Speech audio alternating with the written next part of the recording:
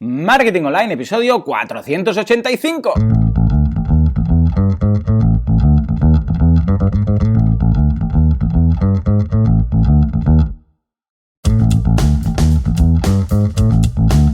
Muy buenos días a todo el mundo y bienvenidos un día más, una jornada más, un miércoles más a Marketing Online, el programa, el podcast en el que hablamos de todos esos conceptos, técnicas, estrategias y noticias del marketing digital, del marketing en internet, del marketing 2.0, del inbound marketing, del marketing de redes, da igual llamarlo como queráis, ya sabéis de qué va, esto es Marketing Online, señores. Hoy programa 485 del miércoles 23 de marzo del 2016, que vamos a dedicar atención a toda esa gente que vive en las áreas rurales, porque me consta que hay algunos, bastantes, que me escucháis desde ahí, desde sitios recónditos, pero ojo, mientras llegue Wi-Fi o mientras llegue 3G, pues ahí puedo llegar yo también, o sea que desde aquí un abrazo a todos, y ya veréis por qué os dedico precisamente el programa hoy, lo veremos en el caso que os voy a plantear, ¿de acuerdo?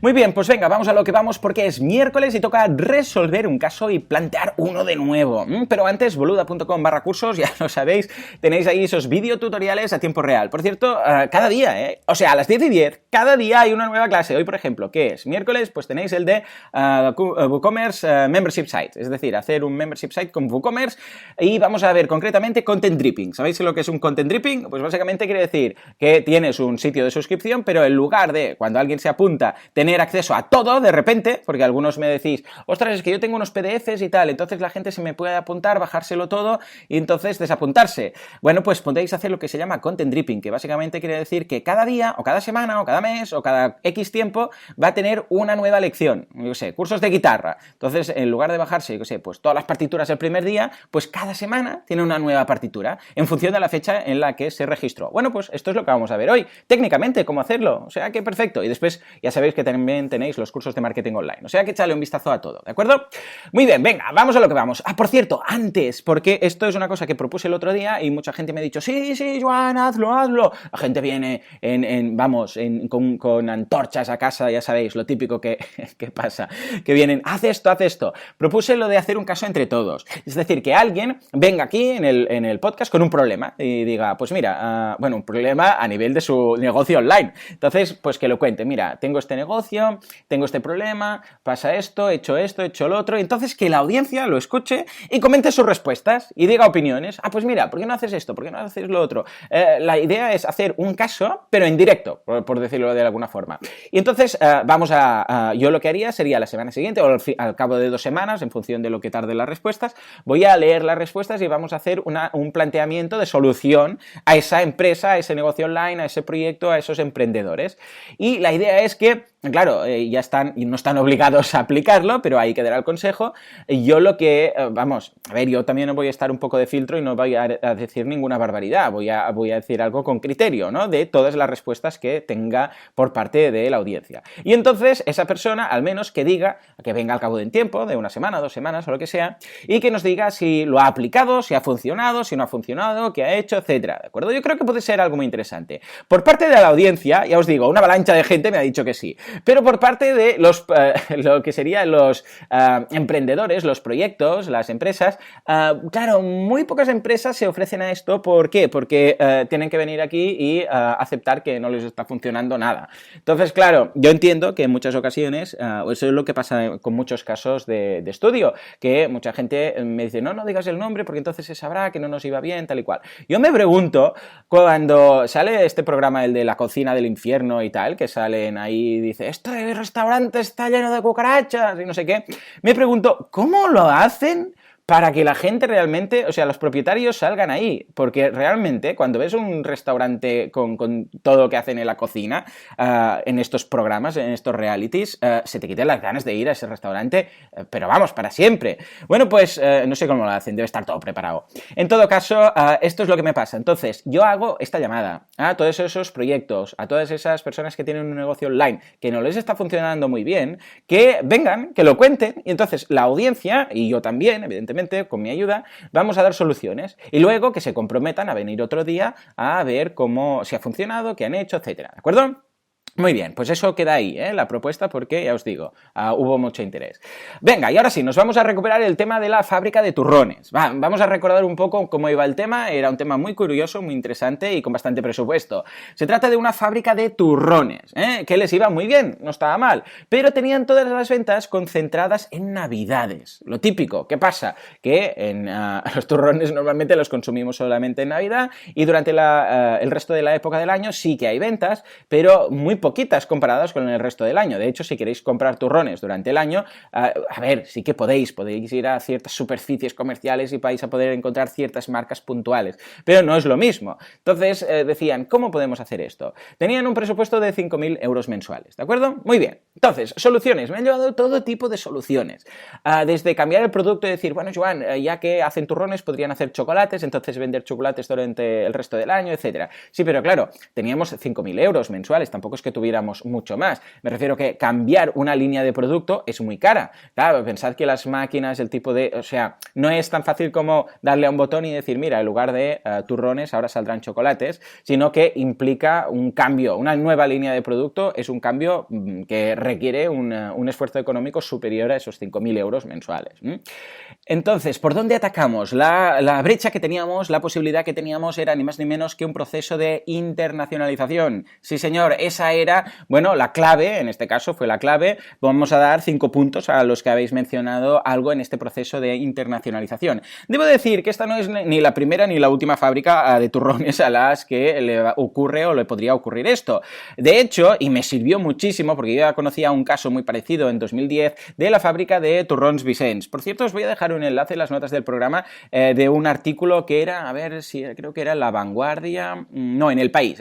Os dejo un artículo en el cual se cuenta cómo precisamente la fábrica de Turrons Vicens pasó por esto mismo. Se estaban planteando cerrar porque estaba en bancarrota, no salían los números por ninguna parte y entonces lo reflotaron. Yo ya sabía este caso, lo conocía, entonces me fue de perlas, ¿no? Entonces estuve investigando exactamente lo que hicieron y lo que hicieron fue pues, precisamente esto, internacionalizar su producto y venderlo fuera como un producto un poco distinto. Tuvieron que cambiar el embalaje, hacerlo en lugar de tablas grandes, pues más pequeñitas, estilo chocolatitos, además iban en unas tablas, envueltos en un papel. Bueno, echad un vistazo al enlace que os paso, os lo dejo en las notas del programa porque veréis exactamente cómo se hizo. Pero claro, Turrons Vicens lo que hizo fue abrir tiendas propias. Por ahí, empezó a abrir tiendas de producto propio, estilo, con todo lo que tenían, estilo delicatessen y tal. De hecho, invirtieron 600.000 euros para hacer todo esto. ¡Ojo! Esos 600.000 euros dieron fruto, porque facturaron 19 millones de euros. Pero claro, en este caso no teníamos 600.000 euros, teníamos 5.000, con lo que tampoco podíamos hacer cosas raras, no podíamos abrir centros propios, ¿no? Entonces, claro, a ver, había varias posibilidades. Yo estaba pensando, a ver, ¿cómo podríamos vender este producto o una variación de este producto? Porque sí, lo que sí que podíamos hacer era cambiar un poco, por ejemplo, el embalaje, hacer las tabletas más chiquitas, todo este tipo de cosas sí que se podía jugar, no se podía cambiar directamente el producto, pero sí que podíamos enfocarlo como, yo veía ahí algo estilo gourmet, algo decir, bueno, no vamos quizás a vender las típicas tablas de turrón de medio kilo, por decirlo así, pero sí que quizás tablas más pequeñitas, que las pudiéramos vender de alguna forma al extranjero, como una delicatessen, algo de gourmet de turrón, y entonces conecté ideas.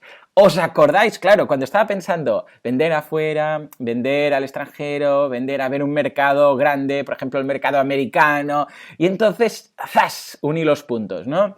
¿Os acordáis del caso del vendedor de jamones? Pues si os acordáis, os voy a dar 5 puntos más. ¿Por qué? Porque el vendedor de jamones, no sé si os acordáis, era bueno, de hecho eran dos casos que estaban unidos, fue también un caso muy interesante porque eran dos. Era una empresa de jamones que quería vender y entonces le había llegado, quería ir a más y le había llegado una carta de otro cliente que también resulta que era mío, que era una empresa americana de delicatessens, que hacía lo típico era un e-commerce más discovery marketing. Entonces, esta empresa, os dejo el enlace de las notas de esos ambos programas en los cuales lo comentaba. Era el caso del vendedor de jamones y el caso del cliente sin proveedores. Era, os lo recuerdo rápidamente, una empresa americana de Smartbox y de Discovery Marketing y que quería buscaba proveedores en España de productos gourmet. Claro, no conocía el mercado y entonces, ¿qué buscaba? Buscaba calidad, precio, seguridad, minimizar riesgos, un proveedor que tuviera capacidad de suministro, porque claro, estamos hablando de mucha gente a los cuales servían, un proveedor que tuviera, yo qué sé, pues todos los permisos conformes para exportar, etcétera. Y por otra parte, y entonces os conté lo de comprar una base de datos, que hicimos un mailing, etcétera, etcétera. Bueno, pues resulta que, no sé si os acordaréis, pero de ese mailing que hicimos, uno de los que lo recibió era un cliente mío que tenía una fábrica de jamones y entonces optó a esto y lo consiguió. Bueno, pues uní ideas y pensé, pues ya está, ya lo tenemos. Lo que hicimos fue hacer una oferta también para incluir en las Smartbox o las Discovery Box estas de productos, porque lo que hicieron esta empresa fue abrir una Smartbox de productos extranjeros. Entonces querían abrir una con Delicatessen en España, que ahora ya tienen una solamente de productos Delicatessen en España. Entonces pensé, ya está, vamos a pedir a estos americanos que incluyan el turrón de esta fábrica de turrones en su Smartbox de Discovery Marketing de productos de Delicatessen, etcétera, etcétera. ¿Y qué es lo que hicimos? Exactamente lo mismo que hicimos en el otro caso. Les presentamos un plan, les dijimos que mira, estamos fabricando tal, esta es la demanda que tenemos normalmente, podemos ofrecer una buena calidad, un precio correcto, seguridad de suministro, esto era muy importante para ellos, no sé si os acordaréis, minimizar los riesgos. Lo único que no teníamos, y eso era un hándicap, era el tema de los permisos para exportar. La primera vez que hacíamos todo esto, entonces tuvimos que hacer bastante papeleo ahí, pero bueno, teníamos presupuesto, con lo que pagamos los permisos correspondientes, nos informamos, tenemos una persona, de hecho ficharon a una persona únicamente para hacer todo esto dentro de la empresa, para ser su contacto con los americanos y empezamos a, incluso lo mismo que hicimos con el tema del jamón, les mandamos muestras de todo tipo de surtido de turrones. Esta gente debe comer solo de las muestras que reciben, ¿no? ¿Por qué? Porque queríamos incluirlo todo eso en su Spanish Box.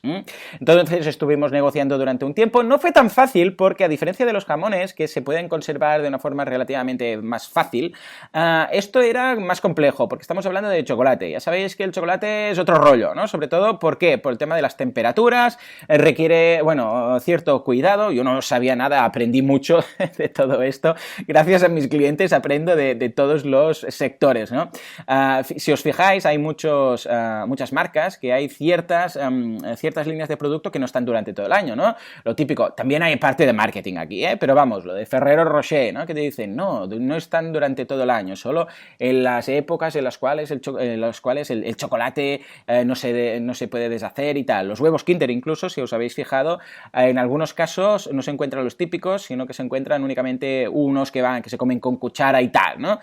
Y en épocas del año, entonces hay los otros. Bueno, pues todas estas cosas se tienen que considerar. Entonces, ¿en qué invertimos ese dinero? Invertimos ese dinero en pedir todos los permisos, en fichar a una persona nativa americana que está viviendo aquí en España para que fuera el contacto con ellos, que sabía del mundillo. Encontramos a una persona que sabía de temas de internacionalización y temas americanos y temas de chocolate. O sea, que, bueno, hicimos carambola, porque y además era japonés. O sea, imaginaros qué cosa más difícil de encontrar. Un japonés que había tenido una fábrica de chocolate en San Francisco, que ya me explicarás tú, y que había venido a vivir a Barcelona y que sabía de temas estaba prejubilado y sabía temas de internacionalización. O sea, imaginaros qué caos. Bueno, pues encontramos a esa persona, la fichamos, hicimos esa oferta y aceptaron. Además, tenía la buena experiencia, que yo ya les había aconsejado a ese otro proveedor del tema de los jamones, que se estaban vendiendo muy bien, etcétera, etcétera. O sea que funcionó perfectamente. Bien, resultado de todo esto. A ver, aún es pronto, porque solo ha pasado un año, o sea, solo han pasado más de un año, pero unas navidades de por medio, pero fue muy interesante. ¿Por qué? Lo que normalmente era prácticamente un 100% de ventas en épocas navideñas, igual era un 95, 98, bueno, coincide bastante con el sector. Si leéis el artículo de Turrons Vicens, que os dejo en las notas del programa, veréis que exactamente les pasa lo mismo.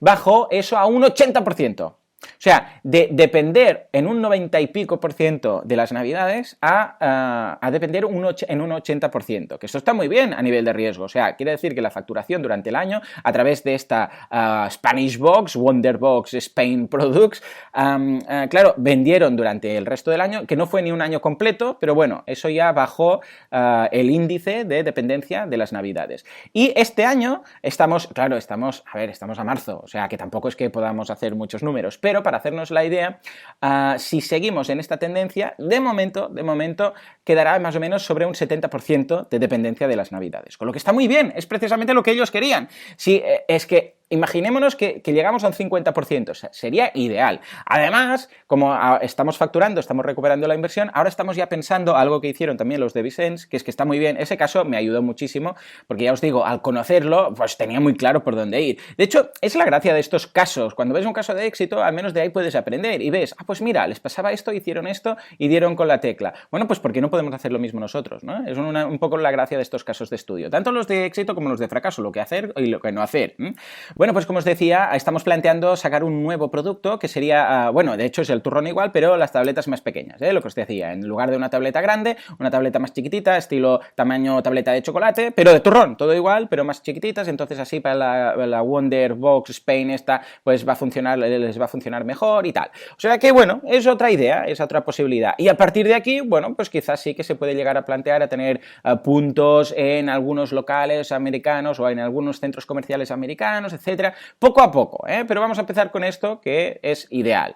En fin, señores, pues hasta ahí el caso, espero que os haya sido de interés y ya lo sabéis, es una de esas posibilidades. Si tenéis productos típicos, yo que sé, españoles o productos de gourmet o productos que creáis que pueden encajar en este tipo de cajas Smartbox o como le quieras llamar, o Discovery Box Marketing, da igual, buscad a ver si hay algún proveedor americano que pudiera estar interesado en eso, porque quizás sería una forma muy fácil de internacionalizar vuestro producto a través de esos canales ya existentes. Pensadlo por un momento, porque igual lo habéis descartado y resulta que no, resulta que, pues mira, este producto nuestro, por dimensiones, por facilidad, porque yo que sé, no es perecedor, o bueno, todas estas cosas, pues quizás sí que los podríamos enviar o podríamos contactar con uno de estos americanos, o yo que sé, americanos o internacionales o cualquiera de estos, para que quizás se plantee incluirlo. Y claro, como esta gente mueve tantos suscriptores, pues puede ser un cliente muy interesante de captar. Muy bien, venga, pues ahora sí,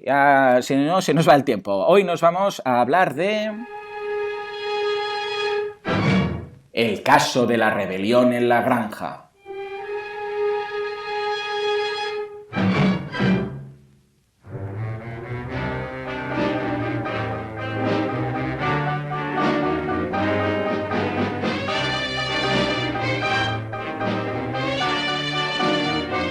Efectivamente, el caso de la rebelión en la granja, este título no es de mi padre, es de George Orwell, como seguramente ya sabéis. Seguramente habréis visto o habréis leído el libro o habréis visto la película de chiquitos, ¿no? De esos animalitos y tal. Bueno, pues ¿de qué va el tema? Bueno, es un caso muy curioso que os va a gustar porque, atención, hay bastante presupuesto, es algo nuevo, ¿no? Este caso no vino el cliente directamente a mí, sino que fue a través de un compañero de consultor de empresas, de toda la vida, de los clásicos, que eres consultor de empresas. Pues hay consultores de empresas, no todos son consultores de marketing ni consultores de marketing online, hay asesores y consultores de empresas. Tradicional.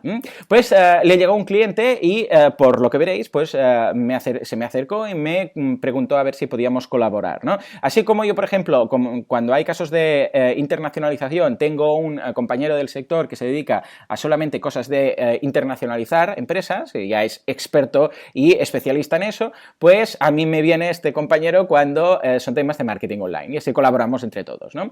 Bueno, pues como os digo, un caso muy curioso. Resulta que esto es una familia de granjeros, bastantes generaciones, ¿no? Pero ¿qué pasa? Que generación tras generación, pues poco a poco, claro, cada vez las nuevas generaciones tienen menos interés en la granja, porque ya os digo, tenían una granja tal cual, ¿eh?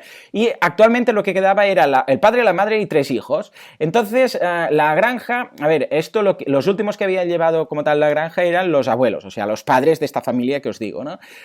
pero estos ya no estaban tan interesados. Además, la granja había ido a menos, poco a poco, cada vez era menos, había llegado a tener muchos trabajadores, había tenido su época dorada, iba yendo a menos, entre otras cosas, ya os digo, también porque tampoco se llegó a reinvertir ahí, no había interés por parte de la familia de seguir mucho, entonces el detonante fue cuando ya falleció el abuelo, ¿no? Entonces falleció el abuelo, entonces dijeron, bueno, ¿qué hacemos, no? Aquí, porque ellos estaban ahí, los que quedaban en el sector, bueno, uno de los niños aún estaba acabando de estudiar, pero bueno, estaban ahí, ¿qué hacemos con todo eso? Entonces, al heredar todo esto y el dinero de la familia, etcétera, la granja, las propiedades y todo, ellos que eran más del sector servicios pensaron, bueno, vamos a aprovechar toda esta infraestructura y vamos a montar un restaurante, ¿eh? Vamos a convertir esta granja, ojo que esto ha pasado en muchas ocasiones, ¿eh? Vamos a convertir esta granja, tenemos el edificio, tenemos esto, lo otro, vamos a invertir, que invirtieron bastante, por cierto, y vamos a montar un restaurante. Bueno, pues lo hicieron, tampoco sin saber mucho lo que se hacían, porque esto venía por parte de ella, de la mujer, que tenía ganas de montar lo del restaurante, porque decía que tal, que había visto en otros sitios y tal, pero no salían los números, el restaurante era deficitario. Entonces, ¿qué pasa? Es que estos restaurantes que están alejados, porque pensemos que es un restaurante alejado, estos restaurantes que están alejados y tal, normalmente los que funcionan mucho, que típico que te pasa, que estás en una excursión, te metes con el coche por no sé dónde, piensas aquí no va a haber nadie, y de repente descubres un restaurante ahí en medio del bosque, perdido, pero vamos, perdido donde Cristo perdió las zapatillas y piensas, pero aquí hay un restaurante y está lleno, hay un parking enorme y toda gente ahí, y piensas, pero ¿cómo hacen marketing esta gente? Si aquí están, tanto que decimos location, ¿no? La ubicación es tan importante, sí, están perdidos vamos, pero perdidos en el bosque, que parece eso, que vete a saber, tienes que ser un Sherpa para encontrarlo, y resulta que no, que tienen mucha gente, pero estos normalmente han sido restaurantes que han tenido ya una tradición, que empezó como una casa, por ejemplo, a una granja, entonces empezaron a servir comidas, poco a poco fue a más, pero no es que de repente en la nada montes tú ahí un restaurante y empieza a venir gente por arte de magia, ¿no? Entonces, claro, esto como la aparición del restaurante fue un poco forzada, un poco artificial, claro, pues no se daban a conocer, ¿no? Entonces dijeron, bueno, ¿qué es lo que podemos hacer? Esto del restaurante vemos que no nos funciona, tenemos ahí una granja medio reconvertida a restaurante, deficitaria, ¿qué es lo que hacemos? Entonces llegaron a porque además es amigo de la familia, a este consultor, y el consultor me lo planteó a mí. Y atención, presupuesto de todo esto, 500.000 euros. Señores, el presupuesto más grande con el que nunca he trabajado y el presupuesto más grande que vamos a hacer aquí de momento en un caso de éxito. 500.000 euros de inversión. Esto no quiere decir que nos lo tengamos que gastar todo, pero tenían aún este remanente, este monto de dinero para invertir. No hace falta decir, bueno, vamos a hacer una inversión y nos vamos a gastar todo. No hace falta decir, bueno, pues nos vamos a gastar tanto cada mes. No, eso es lo que tenían. Y aquí un poco están los datos, ya lo sabéis. Una familia de granjeros cierra la granja, lo reconvierte invirtiendo bastante en restaurante, no le funciona el restaurante y tienen aún una posible inversión de 500.000 euros, que no se tiene que gastar. A partir de aquí contactan con este consultor, el consultor contacta conmigo y me dice, Joan, a ver si tú crees que se puede reflotar esto o tenemos que reconvertirlo de alguna forma a través del marketing online. ¿Se te ocurre algo? ¿Cómo podemos enfocarlo? Y aquí está, señores, ¿qué es lo que hacemos con esta familia de granjeros? Soy todo oídos. En fin, señores, pues nada, hasta aquí el programa de hoy. Como siempre, muchísimas gracias por vuestras valoraciones de 5 estrellas en iTunes, muchísimas gracias por vuestros me gusta en iVoox y muchísimas gracias por estar ahí al otro lado, ya más de 10.000 personas. ¡Ay, qué bien, qué ilusión! Señores, nos escuchamos mañana. ¡Atención! Os gustará mucho el invitado de mañana. Un invitado que nos va a contar, atención, el sueño de mucha gente, cómo trabajar viajando por el mundo. O sea, a lo mochilero, ir y viajar por todo el mundo, la vuelta al mundo. Está planteando la vuelta al mundo ahora y cómo vivir, atención, de esos viajes, cómo poder hacer eso de ir con el portátil, hacer algo a través del portátil y ganarse la vida y poder viajar. Bueno, pues atención todos los nómadas, porque mañana lo tenemos aquí, como siempre, a las 7:07. Hasta entonces, muy buenos días.